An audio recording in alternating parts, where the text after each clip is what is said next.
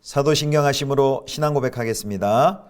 전능하사 천지를 만드신 하나님 아버지를 내가 믿사오며 그 외아들 우리 주 예수 그리스도를 믿사오니 이는 성령으로 잉태하사 동정녀 마리아에게 나시고 본디오 빌라도에게 고난을 받으사 십자가에 못 박혀 죽으시고 장사한 지 사흘 만에 죽은 자 가운데서 다시 살아나시며 하늘에 오르사 전능하신 하나님 우편에 앉아 계시다가 저리로서 산자와 죽은 자를 심판하러 오시리라.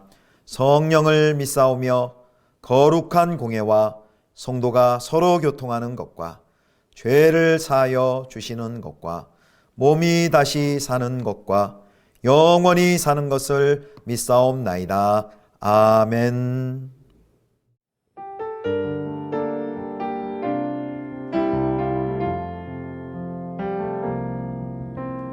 나 주님의 기쁨 되기 원하네.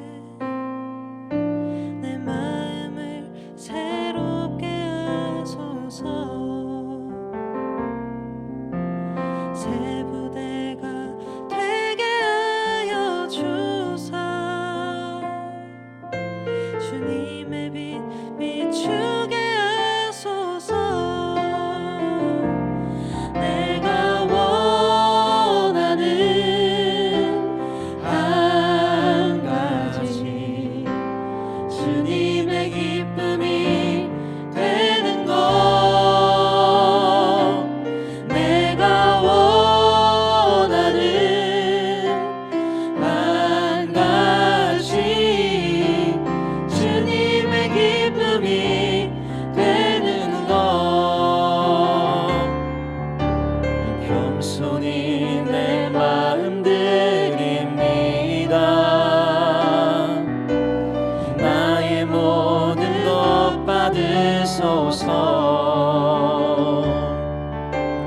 나의 마음 깨끗게 하여 주사. 주의 길로 행하게 하소서. 내가 원하는 한 가지 주님의 기쁨이 되는 것. 내가 원하는 한 가지 주님의 기쁨이 되는 것. 내가 원하는 한 가지 주님의 기쁨이 되는 것. 내가 원하는 한 가지 주님의 기쁨이 되는 것.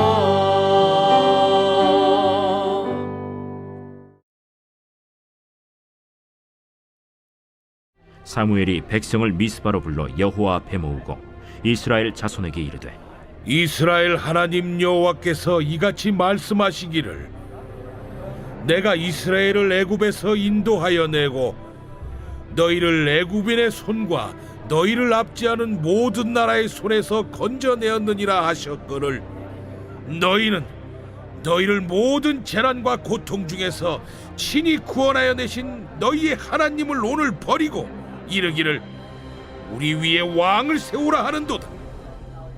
그런즉 이제 너희의 지파대로 1000명씩 여호와 앞에 나오라.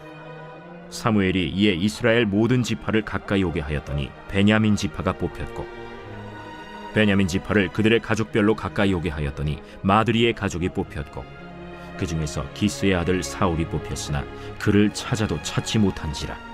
그러므로 그들이 또 여호와께 묻되 그 사람이 여기 왔나이까? 그가 짐 보따리들 사이에 숨었느니라. 그들이 달려가서 거기서 그를 데려오매 그가 백성 중에 서니 다른 사람보다 어깨 위만큼 컸더라.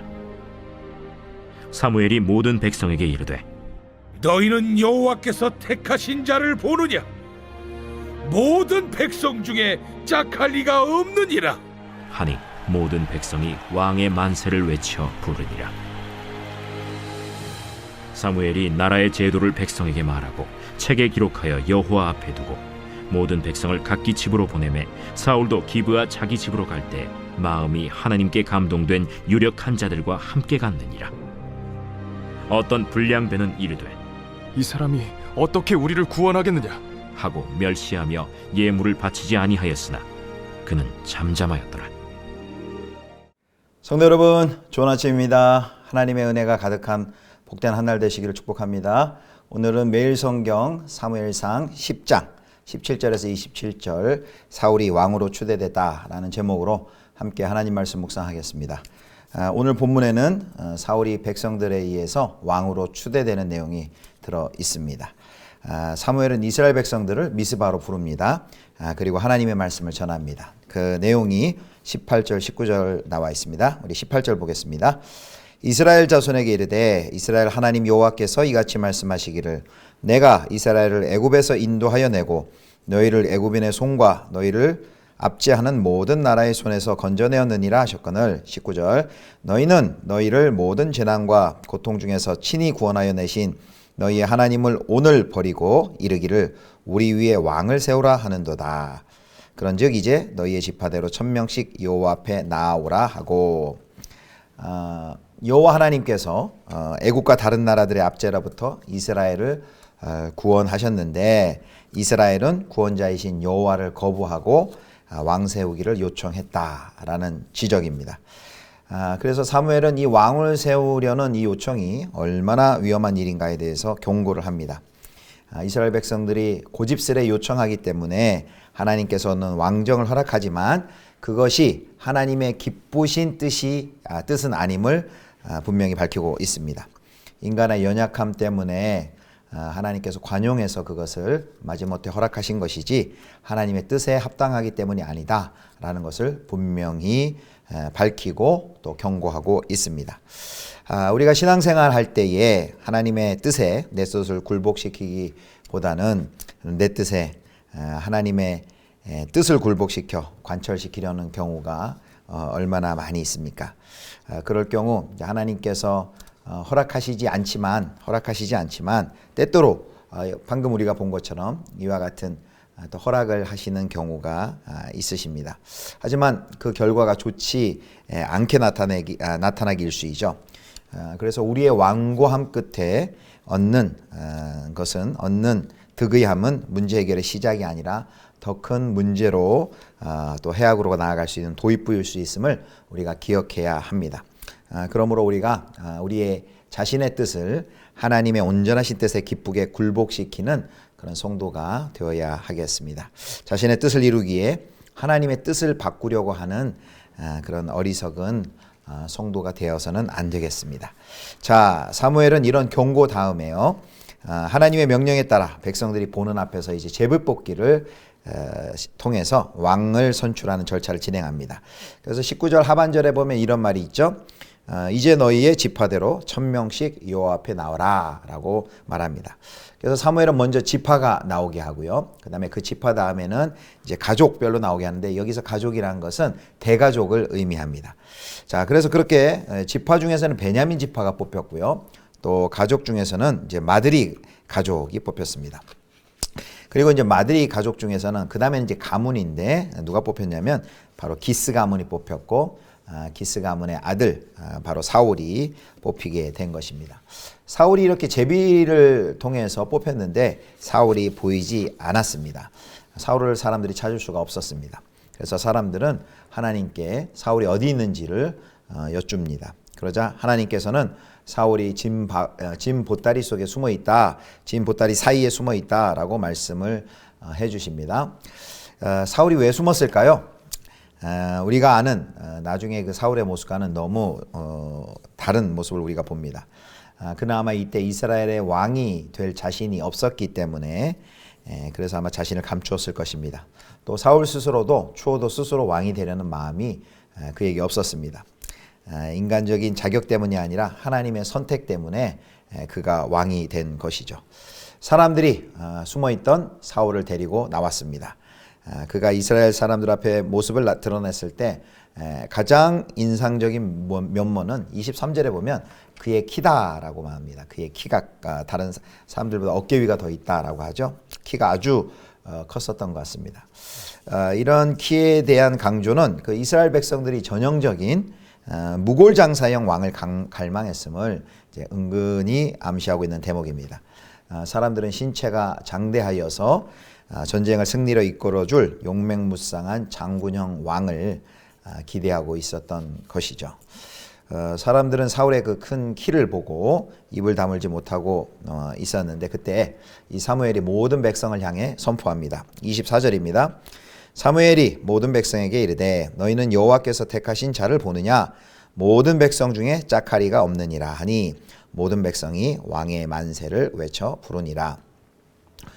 여기 선포의 내용을 보면은 이제 첫째 너희는 여호와께서 택하신 자를 보느냐라고 말함으로 사울이 하나님께서 택한 자임을 강조합니다. 모세가 가르쳐준 그 왕의 규례에 왕을 선택하는 조건이 제시되는데 왕은 형제 가운데서 여호와께서 선택하신 자여야 한다라고 신명기 17장 15절에 나옵니다. 그래서 사무엘은 사울이 바로 그 조건을 충족하였으므로 왕으로서 합당하다라고 선언을 합니다. 여호와께서 선택하신 왕은 여호와께서 버리지 않는 한 사람들에 의해 버림받을 수 없습니다. 자, 그 다음에 24절에 이 사무엘이 한 두 번째 말은 이제 모든 백성 중에 짝하리가 없다. 모든 백성 중에 짝하리가 없느니라 라고 말합니다. 즉 최고의 인물이다 라고 말하고 있는 것이죠. 사무엘은 사울을 만나는 순간부터 그를 좋아했습니다. 그리고 사울에게 이제 진심 어린 호감을 가지고 그에 대한 확고한 지지를 보여줍니다. 그리고 백성들도 왕 만세라는 선포하면서 왕 만세라고 외치면서 이 사울을 지지합니다. 그래서 하나님께서 선택하신 자를 사무엘이 왕으로 추대하였고 백성들은 또 환호함으로써 자기들의 왕으로 받아들였습니다. 일종의 이제 임명식이 있었던 것이죠. 이제 취임식은 이제 11장에 가보면 이제 그때 다시 나옵니다. 자, 이제 사무엘은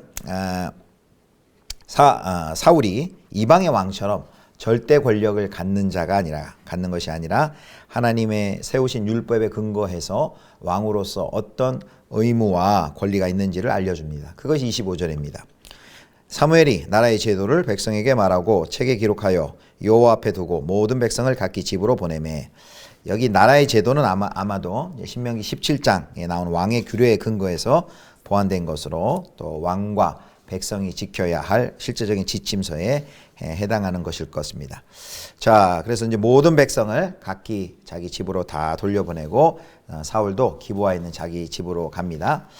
그런데 사울이 왕으로 선출된 다음에 사울에 대한 백성들의 반응이 이제 찬반으로 두 가지 반응으로 갈립니다.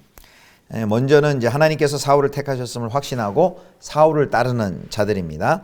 26절에 보면 이제 성경은 이들을 누구라고 얘기하냐면 마음이 하나님께 감동된 유력한 자들이다라고 부릅니다. 여기 이제 유력한 자들이다라는 뜻이 재산이 많은 또는 강력한 힘이 있는 두 가지 의미를 가지는데요. 이제 재력과 권력을 가진 그 이스라엘 사회의 이제 공동체를 이끄는 지도자들을 지칭합니다. 그런데 하나님께서 그들을 감동시키셔서 그들의 마음을 만지셔서 그 마음의 변화를 일으켜 왕정 도입에 가장 적극적인 사람들이 되게 합니다. 그래서 이제 처음에 이제 하나님께서는 분명히 왕정에 대해서 그들의 동기, 의도를 파악하고 부정적이셨지만 다시 인간의 왕정을 하나님의 관용함으로 허락하신 후에 그 인간 왕정을 출범시킬 그 주도 세력들에게 강력한 이런 추동력을 허락하신 것입니다. 하지만 반대로 또 반대하는 사람들도 있었습니다. 여기 보면 이 사람이 어떻게 우리를 구원하겠느냐 라면서 공개적으로 사울이 하나님께서 택하신 것임을 불신하면서 이제 사울을 멸시하는 자들도 있었습니다. 성경은 이들을 뭐라고 또 부르냐면 비류라고 부르는데요. 비류. 이 비류라는 단어가 이제 성경에 몇 군데 이제 쓰이는데 은혜를 모르는 불량한 사람이라고도 쓰이고요. 또 사울 왕조를 허무는 그 비루한 자라고도 번역을 하고요. 또 다윗에게 반란을 일으킨 난류라고 번역한 이 단어가 바로 비류라는 벨리알이라는 이 단어입니다. 여기 보면 이들의 이 비류들이 이제 예물을 드리지 않았다라고 지적하는데요. 그것은 그들이 가난했기 때문이보다는 오히려 이들이 예물을 내야만 하는 부유층, 상류층이었기 때문에 그들이 오히려 내지 않았다고 그렇게 해석을 합니다. 이들은 공개적으로 사울을 비판하며 다른 사람을 선동했죠. 왜 이들이 반대했을까? 아마도 이제 학자들의 견해는 사울의 출신이 가장 작은 지파인 베냐민 지파 출신이기 때문에 그것을 문제 삼았을 것이다라고 추측을 합니다. 이 구원이 어떤 지도자의 출신과 또 외모 이런 지도자의 능력에 달리는 것이 아니라 하나님께로부터 오는 것이죠. 그럼에도 불구하고 이 비류 불량자들은 하나님의 능력과 섭리를 신뢰하지 못하고 하나님에 의해 선택된 사울을 멸시했던 것이죠.